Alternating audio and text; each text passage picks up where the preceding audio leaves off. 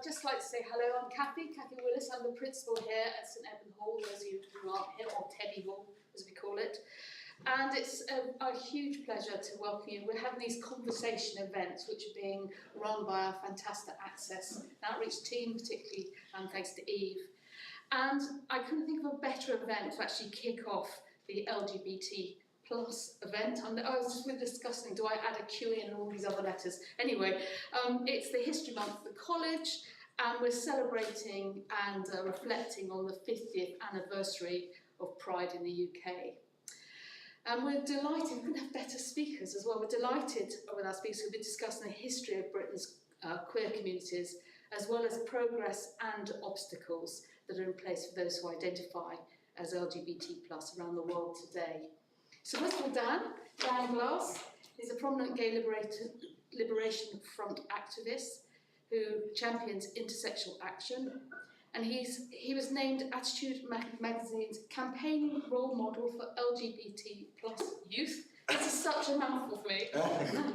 But also recognised as the Guardian's UK youth climate leader.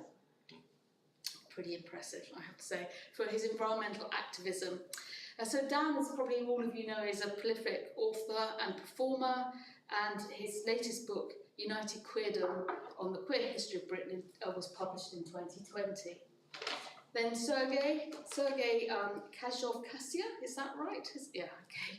He's an award-winning Russian journalist and a fellow author, and he's based in Moscow. And Sergey works for Radio Free Europe, which I think is extraordinary, and we're just delighted to have you here. And his journalism highlights a wide range of human rights issues. And he's written, or at least 2 novels, A Different Childhood and The Gospel According to. And these reflect on the struggles of gay people in the Soviet Union and then Russia today. So we're honoured to have you both with us this evening. I really look forward to your conversation. And please, at the end, there'll be plenty of time for questions. So let's hear your conversation. And then if you'd like to open the floor for questions, or I can jump up and do it, it's entirely up to you. Anyway, thank you very much for watching. Thank you so much for having us. It's really lovely to be here. We've got an hour, right? Okay. Tell me to shut up in 20 minutes. Or everyone tell me to shut up in 20 minutes. I wanted to mainly focus on what does the 50th anniversary of Pride mean. And please do jump in and ask any questions. We'll have questions at the end as well. A little bit of my journey within the gay liberation front. And apologies, I'm being very London-centric. I don't know the kind of landscape in Oxford, so my main experience is in London, so I'd love to know more about what queer history in Oxford's like as well. So just my journey into it in 2015, I was at the back of the Joiners Arms, which it was a famous club in East London, and at the time we were seeing a third of venues, queer spaces being slaughtered because of gentrification, turbo-capitalism. I'm sure there's been some resonance here. And we were busy firefighting a lot of the closure of queer spaces, and we wanted to do something more than just, you know, firefighting one-on-one. And that's where the ideas of Queer Tours of London came up. Queer Tours of London are Mince Through Time, Mince being a Polari word, which was our, and still is, queer language, queer code of communication, to do something more integrated, because once we learn about our history, and how far we've come and how far we've got to go, it can be much more empowering than the isolated incidents of trying to save queer spaces. So that's where Queer Tours of London was born, in the back of the Smokers' Corner of Joiners Arms. And then I went to Gaze the Word Bookshop in Marchmont Street to just do some more research. And my friend Uli there was like, you have to read Blowing the Lid about the history of the Gay Liberation Front by Stuart Feather, who is still very much going. He's a lot older than I am. He was one of the original founders of the Gay Liberation Front. This tattoo is in tribute to Stuart, who in 1971, along with some of the other founders, you can't see it, it's a nun in drag doing the can-can with mice at her feet. They invaded a religious homophobic festival called the Festival of Light in Queen Elizabeth Hall in Parliament Square. dressed as nuns so they could get in, and then when they were in, they invaded the stage, did the can-can, released mice, and everyone fled. So when I found out about these legends like Stuart and Nettie and Ted, who was the founder of the Black Gay Liberation Front in London, whose birthday it is today, so I don't know which camera to look at. Happy birthday, Ted. It just blew my mind in terms of the legends, the shoulders that we stand on. And I'm sorry if I'm queer-splaining, but the little potted history about where the Gay Liberation Front UK were born. In 1969, obviously, we had the Stonewall uprisings in New York. Then in 1970, there was an event called the Philadelphia Convention, organised predominantly by the Black Panthers, in coalition with the Women's Liberation Movement.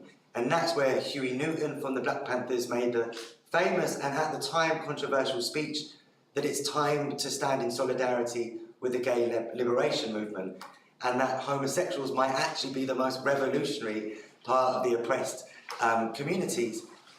There was two students there, Aubrey Waters and Bob Mellors, from London School of Economics, who were in America at the time and were at the Revolutionary People's Convention and were inspired about what they learned about the Gay Liberation Front, came back to London, started having the first meetings at London School of Economics, what was at the time called think-ins, consciousness-raising groups. Every first Wednesday of the month, they had think-ins about certain specific issues, like the revolutionary potential of coming out, the revolutionary potential of public displays of affection, of the revolutionary potential of organising in the workplace, etc.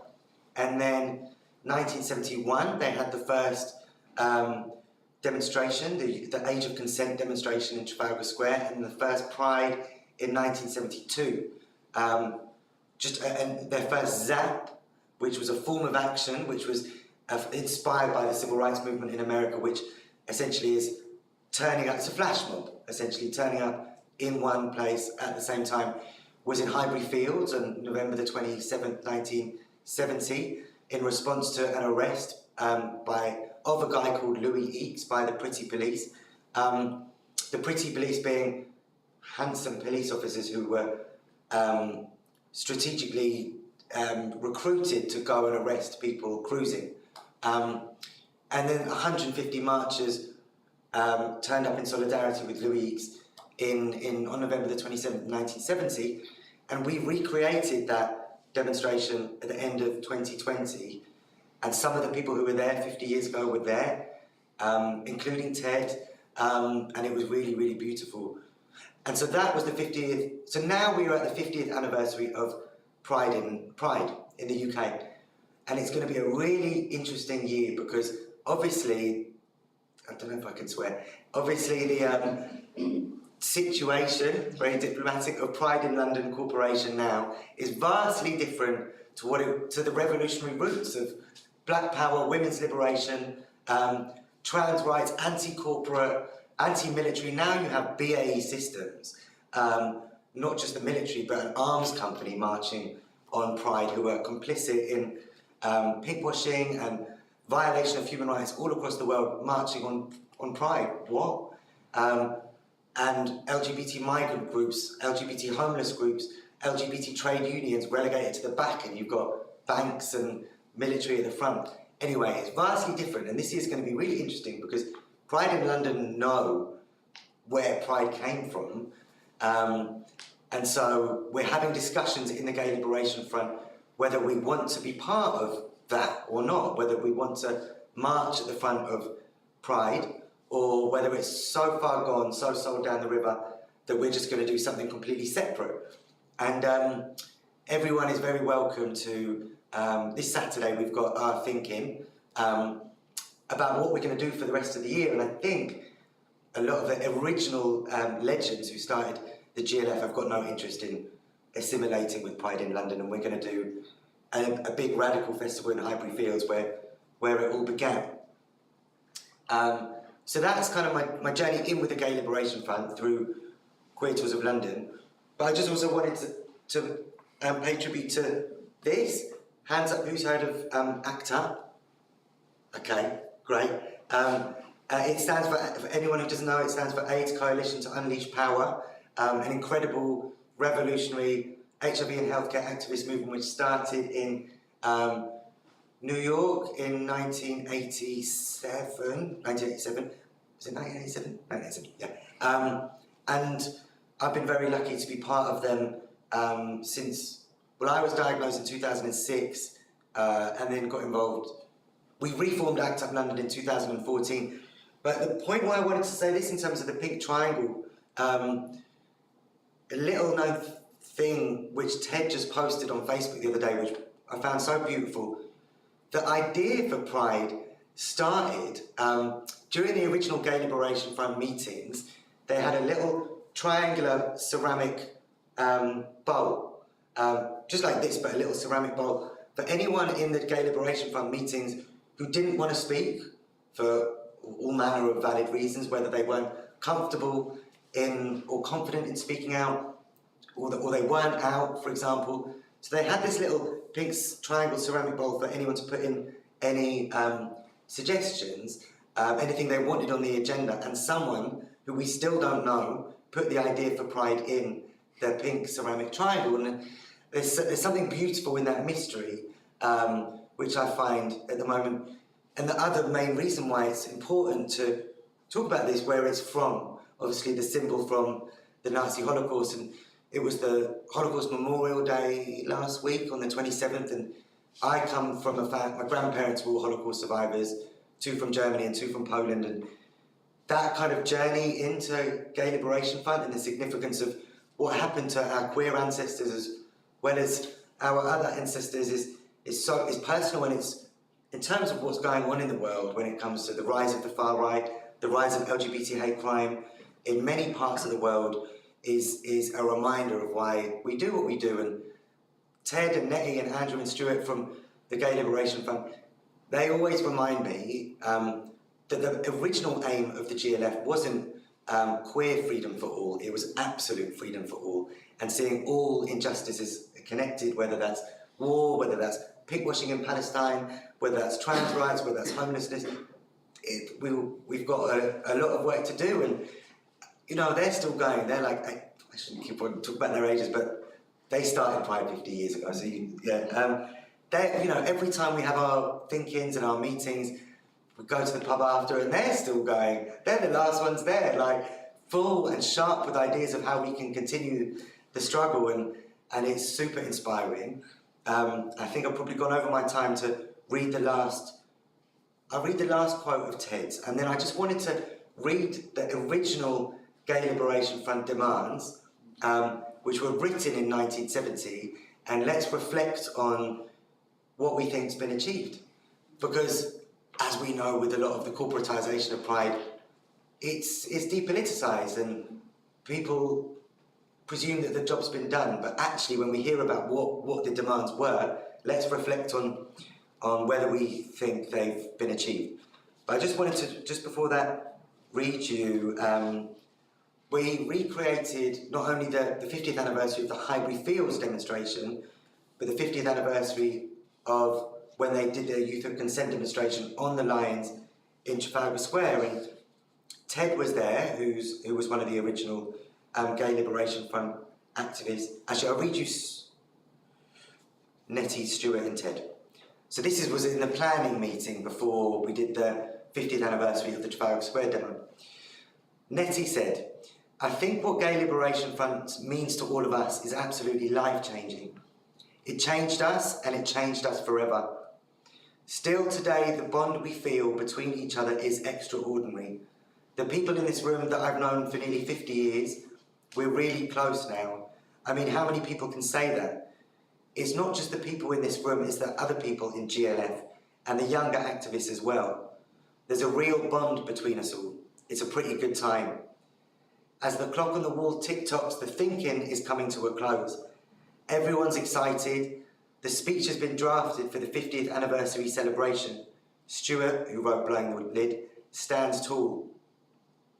We are a few remaining activists from the original GLF who started Pride.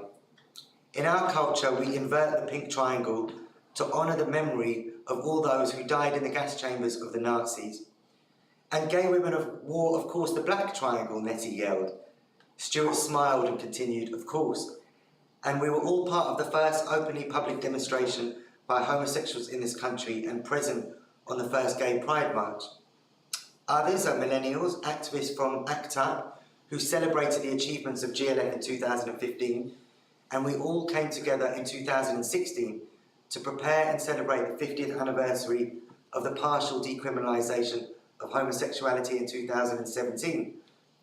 Did Pride in London Corporation honour the activists of the 50s and 60s who fought the government and won the Sexual Offences Act appeal? That was in 67. No, it refused to.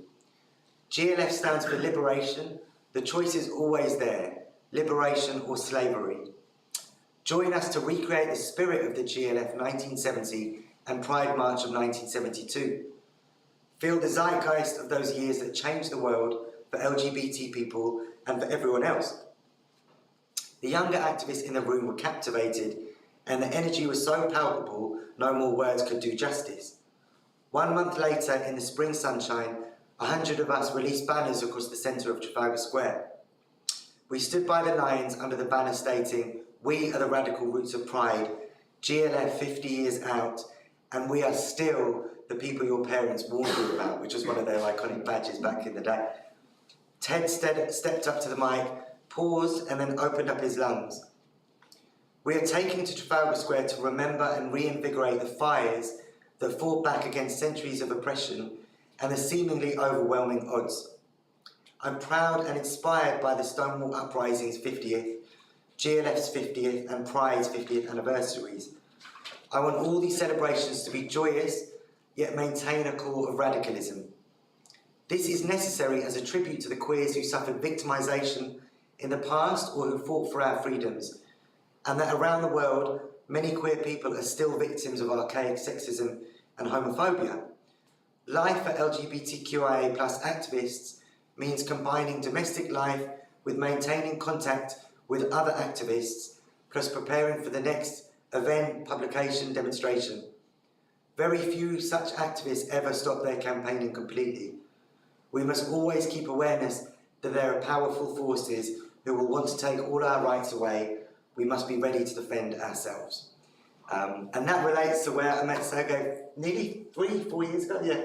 And it's so good to have you back in town on a delegation around international queer freedom when I went to Russia, around LGBT and HIV rights. So it's really great that we're here together and reflecting on how things have been going. And then lastly, I just wanted to share the original demands which were written in 1971. Number one, that all discrimination against gay people, and they use the term gay rather than LGBTQIA+, then. And we've had some interesting conversations about how to develop that, because they were like, "We fought so hard just to have gay, and now it's all these other ones." But things have progressed. Number one, that all discrimination against gay people, male and female, by the law, by employers, and by society at large should end. Number two, that all people who feel attracted to a member of their own sex be taught that such feelings are perfectly valid. Number three, that sex education in schools stops being exclusively heterosexual. Number four, that psychiatrists stop treating homosexuality as though it were a sickness, thereby giving gay people senseless guilt complexes. Number five, that gay people be as legally free to contact other gay people through newspaper ads on the streets and by any other means that they want, as are heterosexuals, and that police harassment should cease right now. Number six, that employers should no longer be allowed to discriminate against anyone on account of their sexual preferences. Number seven, that the age of consent for gay males be reduced to the same as for straight. And number eight, that gay people should be free to hold hands and kiss in public, as are heterosexuals. Do you want me to read them out again? Or do we get them? Again, one. No, we're good? Okay, so what do we think has been achieved 50 years later of those 8 original demands of Pride?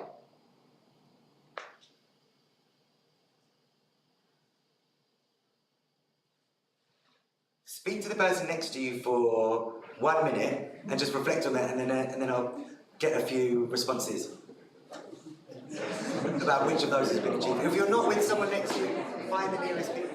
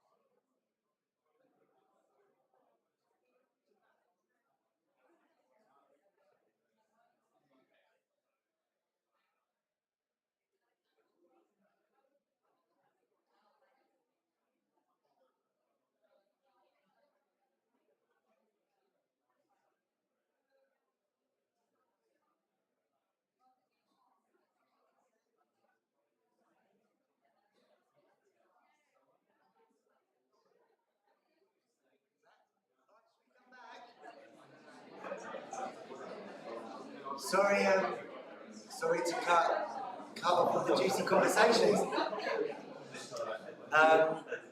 What were our reflections and our insights on those original demands of Pride?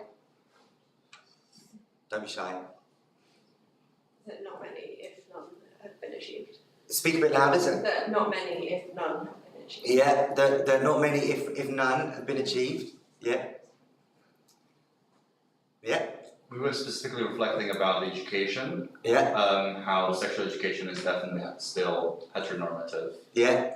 And we had representation from the UK, US, and Central Europe, and all three still very much.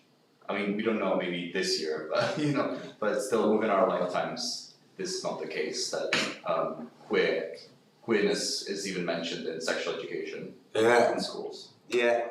Yeah. A huge task at hand on that front. Yeah. Do you think some of these things did progress and they've gone backwards again? That's my feeling about some of these things, where there was progress and then there's been a retraction of that progress. I definitely agree. Does anyone want to respond to that point, Kathy's point? Has anything progressed and then retracted on any of those fronts? Yeah? I guess it depends. It is a mistake also to just see a whole as equal and in the same areas or even countries or parts of the country. You know? So I guess we need to actually deep in comprehending even at small advances could be advances. Yeah. But we need to fight and can keep fighting, because if in the big picture, yes, we have not advanced in 50 years. I come from a country where it's impossible, not impossible, but very, really hard to even walk close to a man and just perceive that you're homosexual, not even like kissing or like holding hands. So yeah, at the same time, at least we're normalizing the existence of LGBT people in social media or like in normal television that didn't exist not even 5 years ago. So yeah, it depends. Yeah. Yes. What country are you from, sorry? I'm from Panama. The UK government, I think it's in June it's been announced for, are having the Conservative Party first international LGBT rights conference this year. Everyone's jumping on the 50 years of Pride bandwagon, and are the Conservative government going to elude, let alone take any responsibility for the British Empire's, one of the British Empire's most successful exports, homophobic legislation? Are they going to properly take responsibility for Section 28. David Cameron, does everyone know what Section 28 is? Yeah. You know, apology means nothing if there's not going to be any infrastructural reparations for homophobic legislation, internationally or domestically. Yeah, so, and how these are all connected. And this is why I always say, it's so important to say, 1967, the Sexual Offences Act was partial decriminalisation on the different ages of consent, on the fact that, yeah, you know, what was worse, being attacked, arrested as a gay man, or completely invisibilised as a lesbian. The discrepancies between LGBTQIA+, let alone the realities of international LGBT homophobic legislation, and then if people are fleeing back to the UK and manage to get to the UK and just be locked up in a detention centre, all of these are the reasons why it's partial decriminalisation. But yeah, thank you for your point. One or two other responses about the original demands of Pride? Yeah? So ban conversion therapy, yeah? Yeah. Conversion therapy still isn't banned. Yeah. It's a huge issue, and how can the government reconcile talking about 50th anniversary of Pride when conversion therapy is still not entirely banned? So yeah, such a clear point. And LGBT education is still not mandatory, it's still not integrated across the whole curriculum. But that's one of the areas I think we've gone backwards. Yeah, of LGBTQI+ education. Yeah. Yeah, in schools, definitely. Yeah, especially in relation to trans rights. Yeah. What about from the back? Any other thoughts, insights from people in the back? I think just the sort of normalisation of transphobia in the media has meant that prejudice against gay people as well, because people who are transphobic tend to also be homophobic. So it's just kind of meant there's a lot of apathy towards like the queer community. The word queer has become sort of like, I don't know, bad or woke as a colloquialism in a lot of like right-wing circles, which just means it's being further kind of like ostracised and demonised just because of the attacks on trans people, I think. Yeah. I think it kind of makes me think in terms of how we balance the things which haven't been achieved and keep hope alive for the ongoing journey.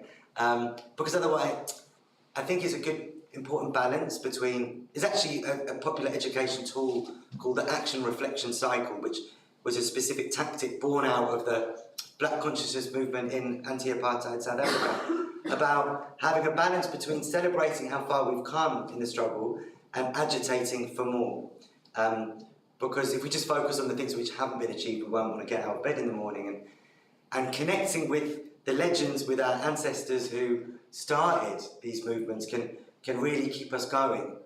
And last question before we'll pass over, what are the fiery issues that we can work on in Oxford, which can be something we can be really proud to work on, or which already is going on? What's the reality in Oxford, is my question. What are the key burning issues to continue the torch, the flame for freedom? We spoke about this a bit earlier, but about stuff within the curriculum, and still prominent academics who sort of legitimately promote this in their teaching. Yeah. Without naming. Yeah, like TERF, challenging TERFs, and confronting that. Yeah. Our only LGBT club is also owned by the Oxford Union, who's regularly invite transphobic and even homophobic speakers to talk. Oh wow. Probably not ideal, really. Wow, okay. So more, infrastructure on the ground, spaces on the ground, as well as challenging the collusion and the corruption there, yeah. Thank you. Yeah, a few other things?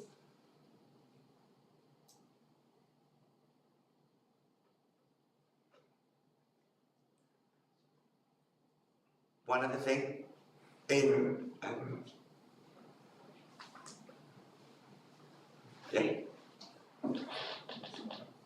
Yeah.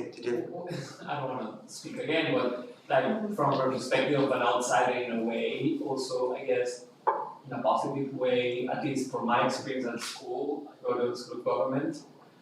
Even though we, the queer group, have a strong criticism at the beginning for the lack of like enough deepness on the issue of, you know, diversity and being queer, just like in sources, we have actually saw how it's actually very immersive, the program.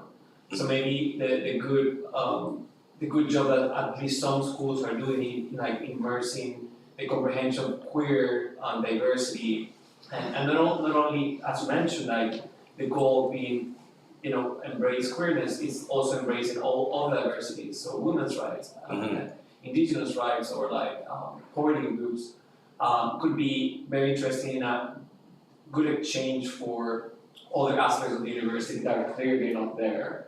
And I guess this is people in Oxford that could actually help to break through and share the positive, I guess. Wow. So almost like a huge overhaul of the curriculum and presenting, you know, the wider goals that we want and seeing how that could be developed by the institution on the wider intersectional grounds.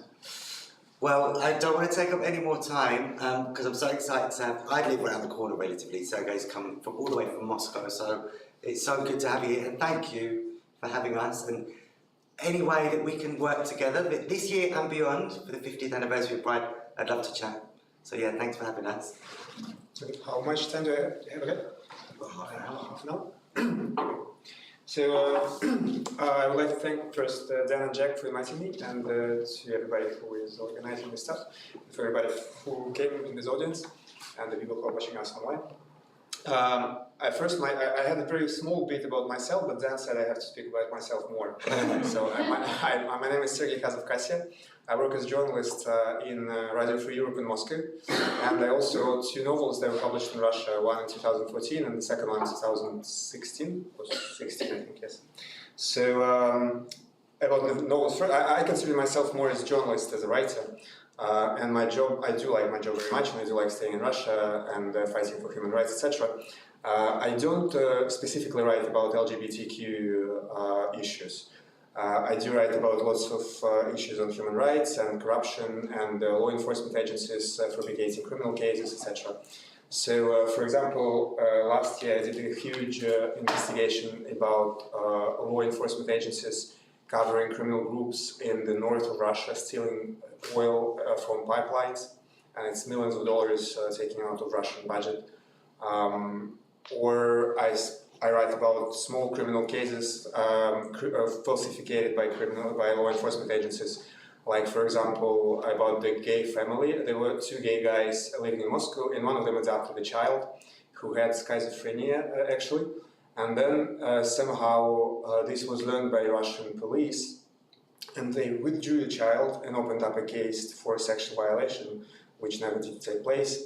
So the parents were obliged to leave Russia, to flee Russia, and it got like 6 or 7 months.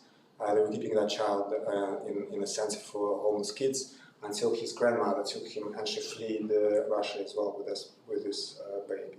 It's not baby, he was 10 years old.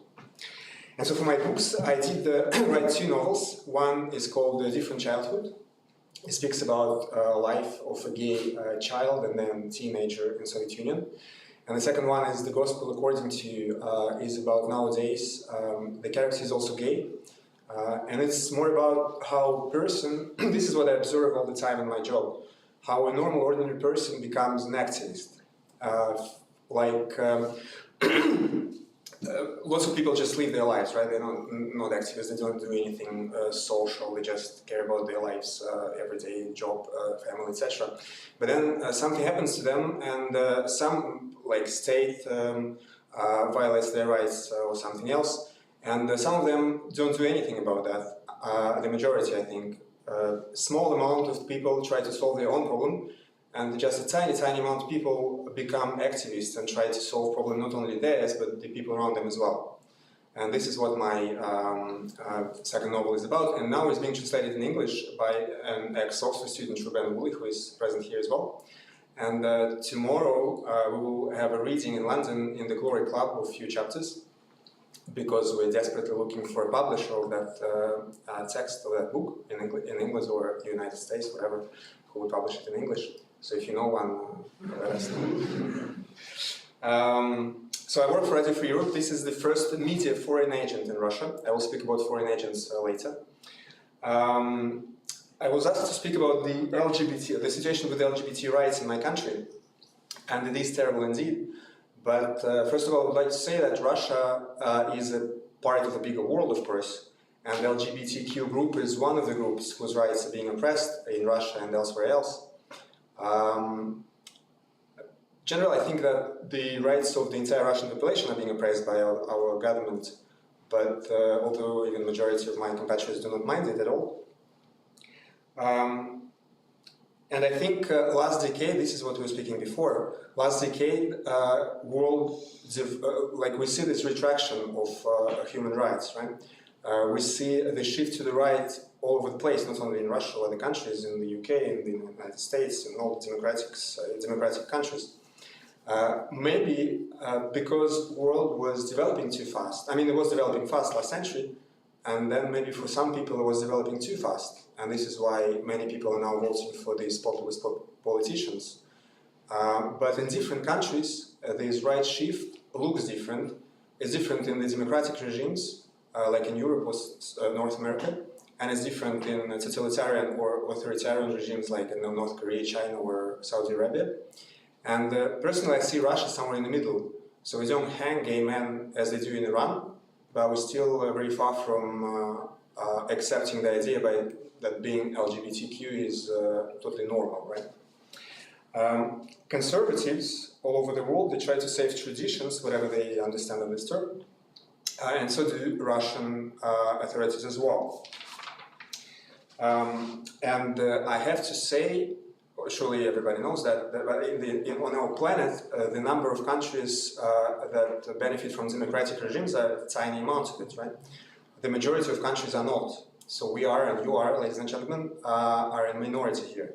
And usually, I mean, majority of those non-democratic countries, of course, influence the democratic minority, especially in the globalized world of today. So the idea, we're exporting ideas, Russia and other countries are exporting our non-democratic ideas to democratic countries. And this is why we see sort of retraction, particularly in the Eastern Europe and in other countries as well. In Russia, coming back to Russia, we had a quick glimpse of freedom in the 1990s when the Soviet Union collapsed. It was a nice time, they were very poor, we didn't have much to eat. My family, for example, was my mother was like cooking those soups without meat, you know, the greens inside. And now Russian state propaganda refers to this period as wreckage 90s. And it is in our sort of memory, there was hard times. But then, since 2000, until now, we see the major shrinking of human rights in the country. And it became even more dramatic in 2014, after the annexation of Crimea and the war of sanctions with the West. As lots of politicians in the world history were doing all the time, whenever they feel any threat from outside or within, they try to refer to traditions and traditional values in their country to unite people around political leader or party. And this is what Russians are doing as well. These traditional values for Russia were formulated in the first half of 19th century under the Emperor Nicholas I, and it was done by our Minister of Education, Earl Uvarov. Maybe some of you know his name. So it was orthodoxy, autocracy, and nationality. And actually, that was the time when homosexuality was banned in the empire, in the Russian Empire, and it was taken from the UK actually, because before Nicholas I, nobody cared about homosexuality. Like it was banned in the army because of you cannot have really relationships with your superior. Otherwise, in the country, nobody was taking care of it, like the church. So, and now our authorities, they refer clearly to these three values. autocracy, and nationality. So they're trying to unite people around the figure of Vladimir Putin, and they make the role of Russian Orthodox Church much more important than before. And also they strengthening the nationalistic feelings of Russians, which is completely stupid to my opinion, because Russia was always a multinational and multicultural country. And this last bit, it actually brought us to a real fight with immigrants. The majority of immigrants in Russia are from Central Asian countries, Tajikistan, Uzbekistan, etc. And mostly these are labor immigrants, basically, economical immigrants. And big businesses, they don't stop to say that we need this labor from other countries, we need these people. Nobody listens to them because ideas may be more important than reality, and so we're fighting with immigrants, basically. Also, as part of this nationality bit, we see this idea of traditional family, consisting of male and female necessarily, and this part was even added to a new Russian constitution last year, which doesn't really, I mean, we didn't have gay marriages, like same-sex marriages before either, but now it's even in the constitution that we cannot have them, right? How all this influences lives of ordinary LGBTQ people? I want to discuss three major topics with you. Not discuss, to tell you about those. Maybe you heard of them before already, maybe not. So first of, it doesn't touch LGBT directly. It's a foreign agents bill. Have you heard of foreign agents in Russia? No. Well, in 2012, they introduced the notion of foreign agent into the Russian law. Basically, they took the same. The history of that is that they took the same phrase from American law. Americans, they did this foreign agent thing in 1938 to stop Nazi propaganda in the United States, right? And it was more about lobby groups, etc. They still have this bill actually, and they actually called Russia Today, Russian state TV channel, foreign agent. And so in 2012 in Russia they introduced foreign agent. It was first only for NGOs. And they started to put like dozens of NGOs on this list. So the NGO named Foreign Agent was obliged to mention the status everywhere, all the materials offline or online. And also every 3 months they have to submit a report of their earnings and spendings. And that was putting an additional burden on lots of NGOs, because lots of small NGOs live just on small grants, right? Mostly from abroad. And dozens of NGOs were just shut. And others started to work illegally. So in provincial towns, before even the situation with, and actually they were putting in this list NGOs that were working on political field, but also environmental NGOs and LGBTQ NGOs as well. And so after you have like small NGO in your remote region from Moscow, and now it doesn't exist anymore, the LGBTQ people who face any sort of discrimination, they have nowhere to go anymore.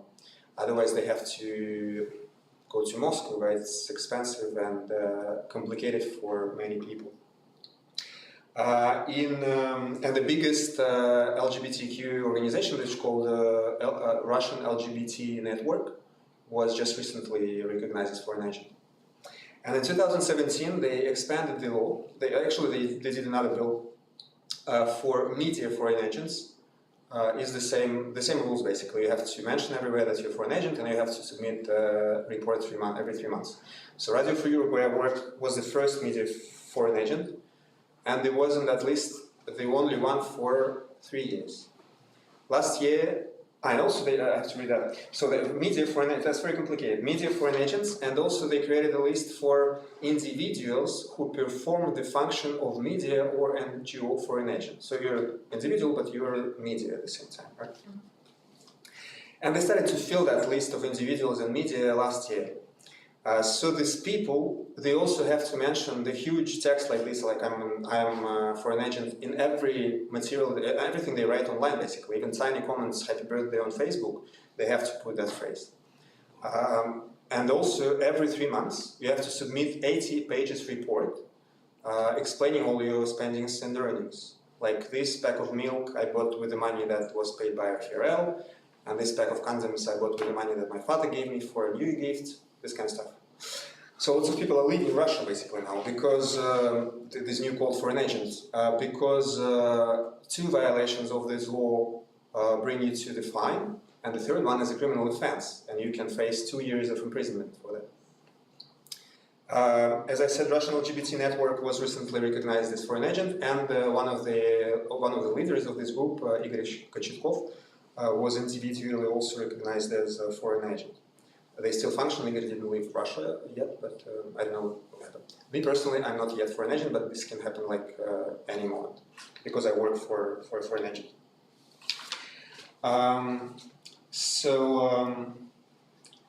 The next big issue you probably heard of is Chechnya.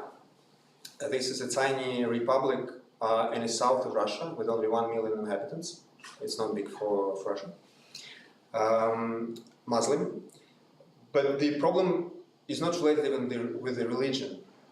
Chechnya is a part of Russia, but in fact it's ruled by strongman Ramzan Kadyrov, and it's a sort of emirate with absolute power. They can do whatever they please. And so they were killing people for many years. They're killing people who criticize the president of Republic, Chechnya. They're killing people who they consider to be religious radicals. They kill women for indecent behavior. They kill drug dealers. They torture drug users, drug consumers. And they started to torture, in 2017 we learned that they started to torture gay men as well. So they were arresting them, beating them for a week or so, 10 days, 2 weeks, and then they were giving them to their relatives. So since then, hundreds of men were tortured. Some were tortured to death. Some were killed by their relatives after, as an honor killing. Because in Chechnya, if a man or woman do some shameful, as they think, things, then this is a shame for the whole tribe, if you want, right? And some managed to escape. The good consequence of this is that we have few initiatives in Russia now that help people flee this republic. It touches both gay men and women, both queer and heterosexual, because their fate is even worse than gay men. A man from North Caucasus can go work in a big town. Woman belongs to the household. So you're basically an object if you're a woman in Chechnya or Dagestan, in most of the cases. So they cannot leave the house without the permission of their father, or elder brother, or younger brother, or husband. Imagine if you're a lesbian or queer woman. So there's the whole project, Queer Women of North Caucasus. The bad thing about that is that the international community was very active about the whole Chechenian story at the beginning, and all the papers were writing about that, and there were films, and politicians were speaking about this as well. But now everybody kind of forgot about this, and the situation didn't change a bit at all. They still kill people, they still arrest people, they still beat people, they still torture people. And it is extremely, extremely difficult to get visa for people from North Caucasus, both women and men. And it is as dangerous for them to live in Moscow as in their hometowns. It is very dangerous for them also to live even in Europe or North America, because you have diasporas everywhere. And those diasporas, they share the same hate towards LGBTQ people and women who don't follow the rules, right? So the activists who work in the field, they try to find illegal ways to get those people abroad, to get a touristic visa, and then you ask for refugee status, or you buy tickets Moscow, Amsterdam, Buenos Aires, and then you ask for refugee status in Amsterdam airport. So this is terrible. Like, you cannot just go to the embassy of whatever UK and say this man's woman's life is a threat. Please give him a refugee visa here. No, they say. Actually, European countries, as well as the United States, they say, you first have to get to our territory, and then you have to ask for refugee status. But we will not give you a touristic visa because you're from North Caucasus, and we don't believe that you're a tourist, right? So this, I don't know, the best country in this regard is Canada. They actually accepted lots of people, but it's not super easy either. So, and the last big thing I wanted to speak about is we have this bill that bans propaganda of non-traditional sexual relationships among minors. It's sort of this. I think you had the same in the UK, right, before. It was voted in 2013, and many, including myself, was saying that it's not like a catastrophic thing, like nobody would be in prison for that and whatever. For example, I was obliged to wrap my books in plastic and put a sign 18 plus on it, and I put it 99 plus on it, just to be on the safe side.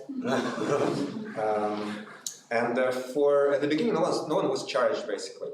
The first person who was charged with and fined using this law was a brave activist, women activist Elena Klimova from Urals. She created an initiative for LGBTQ teenagers called Children 404. Like, you know, there's a mistake 404 if you put like wrong whatever address on the internet. And she spent years fighting with Russian state. Basically, she was fined a few times, and her pages were blocked a few times, like all the time. But as it's impossible to block anything completely now, it still functions somehow. And she officially moved away from the project. She's no longer there, but I think, well. So basically, the law that pretended to protect like minors from indecent information, as they were thinking, actually violates it, right? Because these children, they don't have any more, I mean, they need the space where they can discuss all these issues and speak to each other, or to psychologists, etc. Russian authorities just don't want this. And very few people were fined, like, since 8 years, right? Another story I want to say about connected to this law is another brave activist from Far East called Yulia Tsvetkova. I think she's 20 or 21 years old. And she created a few pages also. One was destined to LGBTQ teenagers as well, and she was fined also using that bill of propaganda law. And but the real criminal offense that she is now facing is that she created a page that was promoting the idea that female body is beautiful in all the conditions and shapes, etc. Like menstruation is not a shameful thing, this kind of stuff. And she is a young artist. She was drawing those bodies and parts of those bodies, particularly vaginas. So it was like pictures, not even pictures, but drawings of a vagina in the shape of flower, a vagina in blue, a vagina in black and white. And now she is facing a threat of 6 years of prison for pornography spreading. And I mean, I think it's been since a year, the investigation, and then it's quite long. She was under house arrest for a while. Now she is free, but still the court hearings every other week.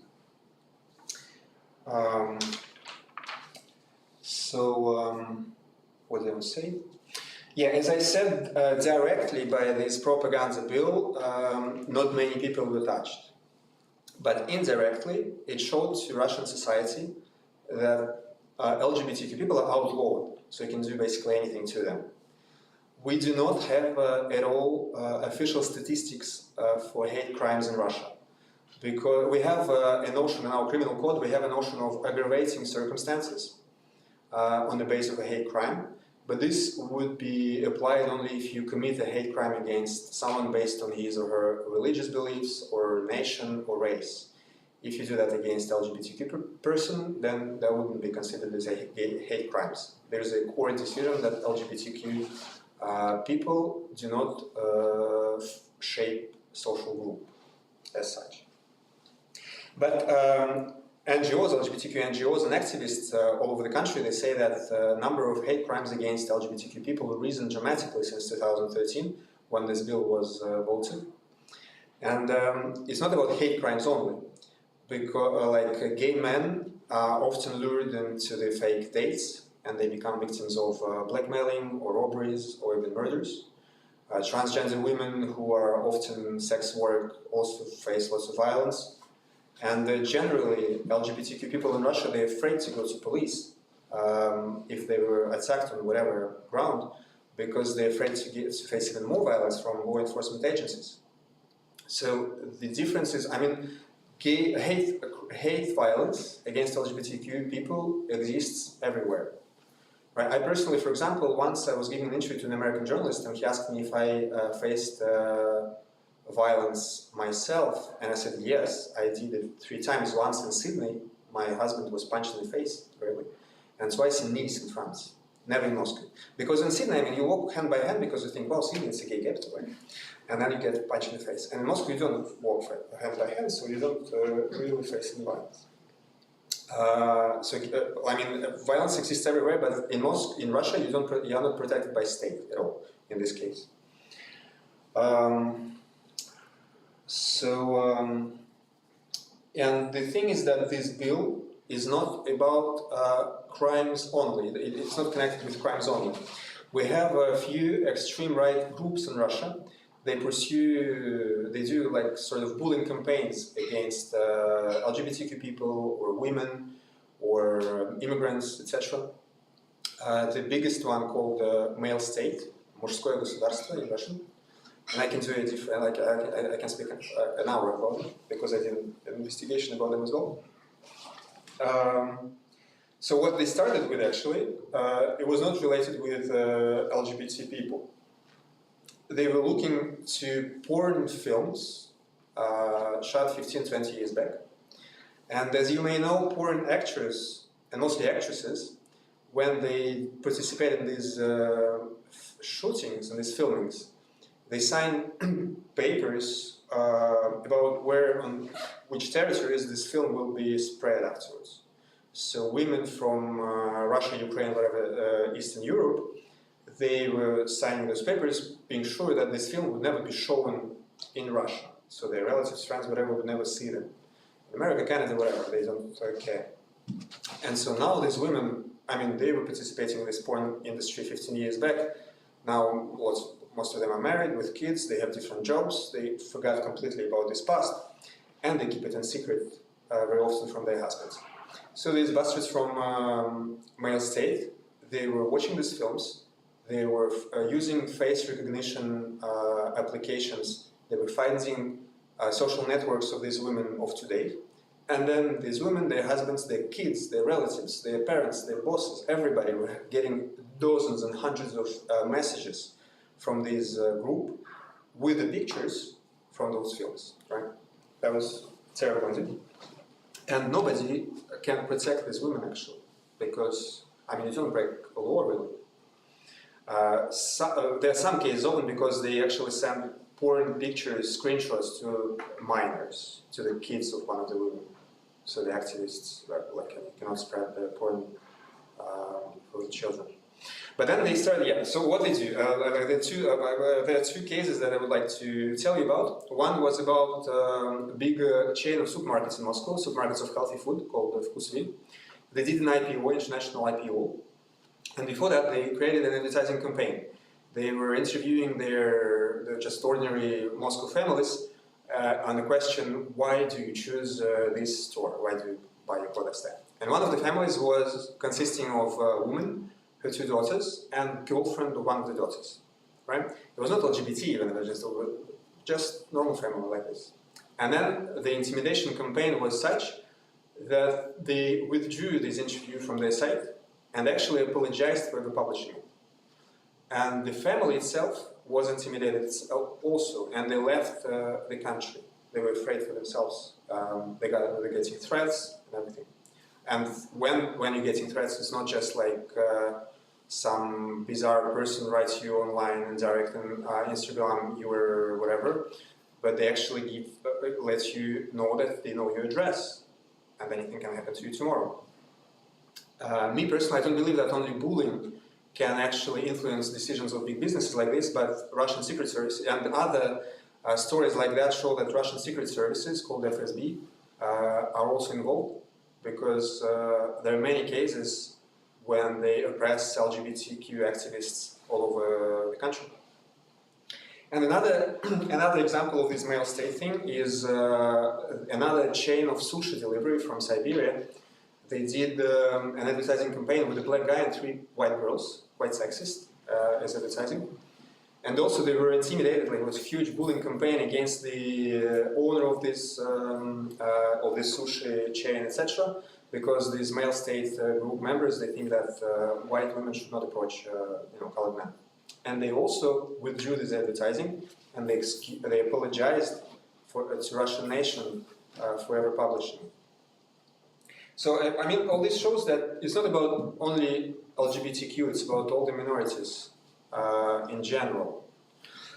Male state as a group was finally included in the list of extremist organizations. We have this kind of list as well, but it didn't affect the activity at all. Nobody actually was looking for them.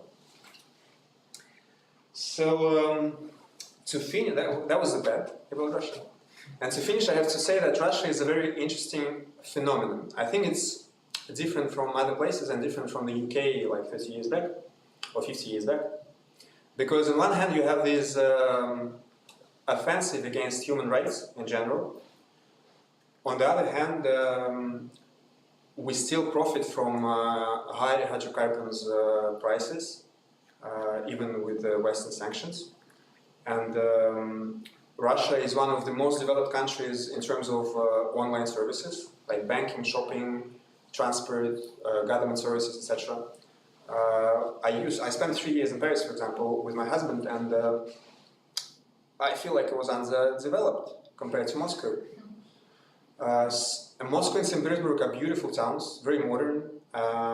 Moscow's got super modern transport system and nice food scenery and everything. So on one hand, sometimes you cannot even believe that these political processes are happening in this very country.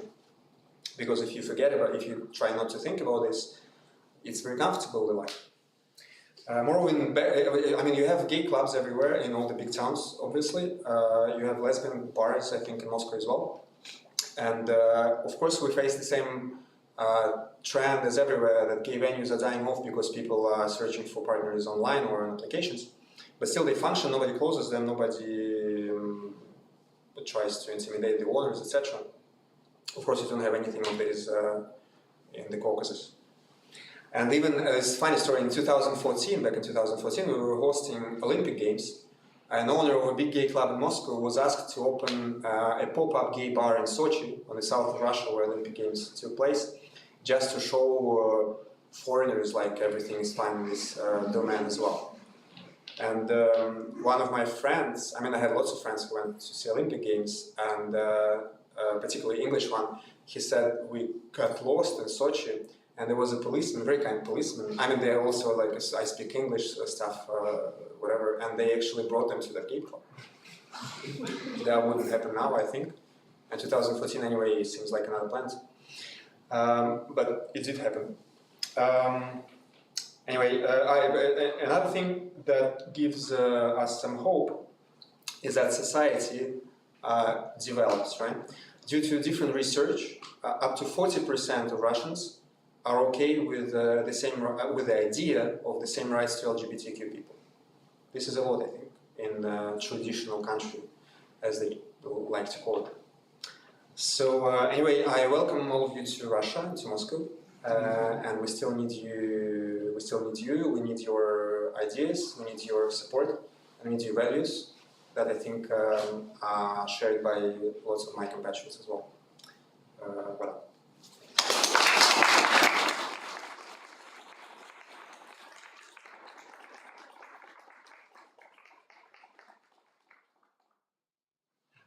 We've got time for Q&A. 10 minutes. Got 10 minutes. Yeah, we got any questions? You spoke a lot about intersectional activism in terms of freedom for LGBTQ plus people means freedom for everyone generally. And obviously, when that comes to your work, that is really in action because you can't. There's not one group that you can single out as more oppressed. But when you're taking that approach, do you ever find difficulties either just in terms of prioritising your focus or cases where one group's rights, perhaps fighting for one group's rights, infringes on another or neglects another? Thank you so much, Evie. Did everyone hear the question? No, sorry. I guess when it comes to intersectional organising, how do you prioritise? And I guess the first thought that comes into my mind, which just breaks my heart when I think about it, is abuse against LGBTQIA+ elders. there's which is one of the key Gay Liberation Front campaigns at the moment. There's, and totally correct me if I'm wrong, I would love to hear that there's a queer care home in Oxford that I didn't know about. But as far as I'm aware, and what we've been campaigning on, there's not one LGBTQIA plus care home in the whole of Britain. People often have to go back into the closet when they go into care. Ted's partner of 49 years was homophobically abused, as many people are in care homes, like physically and verbally and emotionally, and died last month. And Ted's been leading on the campaign for against the systematic abuse of homophobic abuse in care homes. And I guess that for me that relates to your question in terms of how do you prioritise? And I think if we're looking at, one of the main principles we organise on is that the struggle for freedom has to be led by those most oppressed. And of course there's so many issues within our wider freedoms, LGBT migrants, if we're looking at existing in the hostile environment, trans rights, LGBT elders, but I think we prioritised the LGBT elder campaign because it was so resonant and pertinent for the founders of Pride this year. And we're currently spearheading a legal case to expose the amount of systematic abuse in care homes, as well as working on all the other issues, but that really has been first and foremost because it's so close to the heart of the founders of the GLF. Hope that answered. Yeah? One of the biggest things, sorry, I'm Adam, I'm a student here at Oxford. I was wondering, I always used to campaign, or I still campaign for Palestinian human rights and for Palestinian liberation. One of the biggest things that I find frustrating in my activism, and I obviously have, especially what I find inspiring, is these beginnings of queer liberation, of intersectionality, and as you say, as we already mentioned before, liberation for queer people, it has to be connected for liberation for everyone else. I find it very frustrating these days, the sheer amount of cooptation that has happened to the queer struggle, how it has gone to a level of, from my perspective, it's very aesthetic, so you can just throw a rainbow flag on an institution or an organization or a company, and it suddenly becomes valid. It somehow becomes, it's much harder to challenge these people that believe that, it's all about this aesthetic level of engagement with the queer struggle. How do we fight this in the most effective way, in your opinion? And the same goes for you as well. Yeah. To answer that question. Do you want to go first? I don't know. I'll tell you a story. When I first went to gay pride, LGBT pride in Amsterdam like 10 years back, and then it was heartbreaking for me as Russian, So I think everything we should think of in comparison. And I have a gay brother as well, a younger brother. And once we were at LGBT pride, his first pride was in Nice, in France. It was a small pride for a small, French town, right? And he was crying. There was a mayor of Nice who went out on the stage and he said a few blah blah things about rights, etc. And my brother was crying, really, because for him it was an eye-opening thing that actually, a mayor of a town can speak about such things. So I think that you've got where at least the Euro, officially LGBTQ people have sort of the same rights as heterosexual, right? And then I don't know. You have to. First of all, I don't want to say that you have to be happy about your cat, but I think yes. I think you. How can you? It's already good that you have all those flags on these institutions, because I think it's very inspiring for people from not only from other countries, but from the provincial sort of venues as well. And then yes, you don't have to stop. We don't have to stop. We have to go further and fight again for more rights. But then, I don't know, maybe we have to speak about each case in general. Like if you put a rainbow flag on your facade and then it still violates people's right inside it, you have, I think, I mean, in the UK you have the legal possibilities to find solutions for these issues, no? To an extent, yeah. I don't know the situation very much, but because I mean in Russia, for example, lots of other countries, not only Russia. Russia is, I said, in the middle. Like if you live in Iran or someone from Panama here, like state doesn't protect you at all. You cannot put rainbow flag anywhere. If I put rainbow flag on my apartment tomorrow, I'd have police visiting. That's for sure. So I think it's nice. It's already very nice. I mean, I came here, I saw already 3 rainbow flags while we were walking from the train station to here. And for me as a Russian, it's like, wow. Business. Yeah. Thanks, Adam, for the question. I guess my response to that is, on one hand, you know, the rainbow flags, Pride can be so damn empowering for people from countries where it's illegal to even see the flags, or for, you know, I remember what it was like going on my first Pride and just seeing all those thousands of people without knowing the nuances of the politics was deeply empowering. So of course it serves its purpose. But that's not mutually exclusive from challenging the grave violations and pinkwashing when it comes to Pride. I guess my response is, because there's so many violations with the institutions and corporations who co-opt Pride, from Barclays Bank, who are complicit in tax evasion and perpetuating austerity, to BAE Systems, which I spoke about before. For me, you've got to challenge the worst ones to be able to close the window of all the violations, if that makes sense. To give 2 examples that the Gay Liberation Front that we've worked on together is one 2016. First of all, we chased Stuart, actually, who this is based on. I remember his face, and he just jumping over the fences of Pride. And this is coming from one of the people who started it, to chase UKIP off, United Kingdom Independence Party, which is incredible, because what the hell is UKIP, an explicitly xenophobic, HIV-phobic, misogynistic, etc.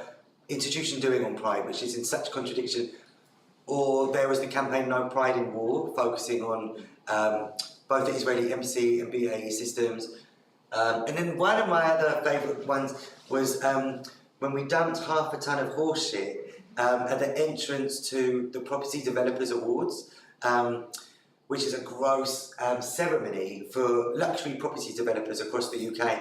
And if we're looking at LGBT homelessness, 1/3 of youth homelessness in the UK are LGBT, for all the reasons, familial homophobia, the housing crisis, etc. And this award ceremony pat themselves on the back for developing luxury properties at the extent of social housing, etc., and put a pink flag on it. So Lavinia Co-op, who many of the founders of Pride were also part of a performance group called Blue Lips, who back in the 60s and 70s was an iconic gay performance group.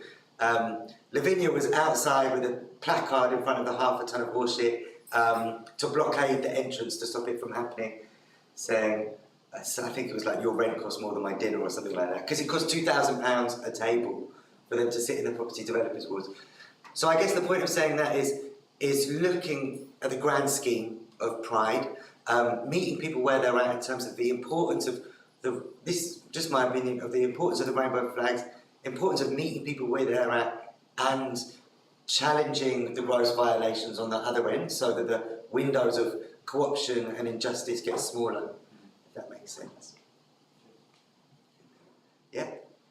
So obviously, as you mentioned, there's still quite a long way to go, even in legislation like conversion therapy-wise. But would you say that obviously so legislation has become more equal in the past 50 years? Would you say that the access to legal recourse has changed the role of activism within the UK? And similarly, would you say that lack of access makes a massive difference in Russia? Obviously, they can't necessarily be campaigning through courts. So how much difference do you think that access has made? Such a brilliant question, thank you. So I didn't hear the Russian part. So do you think the fact that you can't access sort of legal means of activism, so acting through the court to promote rights, makes a massive difference to the role of activism in Russia? I think it's very difficult to be activist in Russia, whatever you're fighting for. I mean, they don't target specifically. Russian state doesn't target specifically LGBTQ or whatever whatever sphere of activism you can name. It targets activism in general. They're afraid of anybody or any organization that stands up. Whatever I'm gay, or whatever I'm for environment, or homeless people, HIV. And actually, when they voted this bill of foreign agency in 2012, they were raising lots of HIV organizations, for example, and lots of this is another big issue.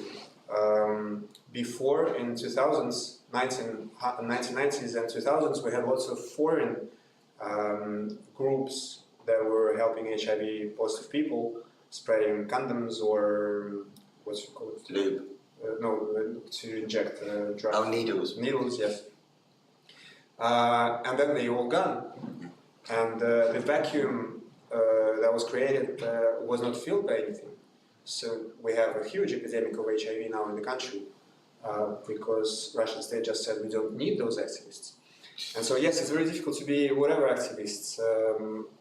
If you're doing small job and nobody sees you, if you're just trying to help people to flee North Caucasus, or if you are holding a shelter like my friends in Moscow for LGBTQ people, then you might be okay, though you'd have problems with financing, etc.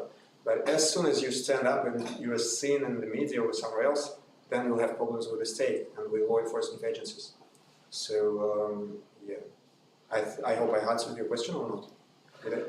And just, thanks, Sergey. Just a little response. By the way, we talking about condoms and lubes, there's some there. How worldwide is this new queer condom and lube organisation? And they donated a box, and there's some ACT UP t-shirts there as well. But just briefly in response to that question, for me, if I've got the question right, it relates to what is justice and what is transformative justice and access to legal recourse. What does that mean? What does actual justice look like? To give an example, I was in a meeting this morning with lawyers and activists to look at taking the government to court for Section 28. Was anyone in school between the years of 1988 and 2003? Okay, so we have some what's called Section 28 babies. I was in school them exact years. So I started school in 88, finished college in 2003. So my whole formative education was under this culture of silence, which I didn't realise the gravity of the crime that was taking place. David Cameron apologised in 2012. What does that mean?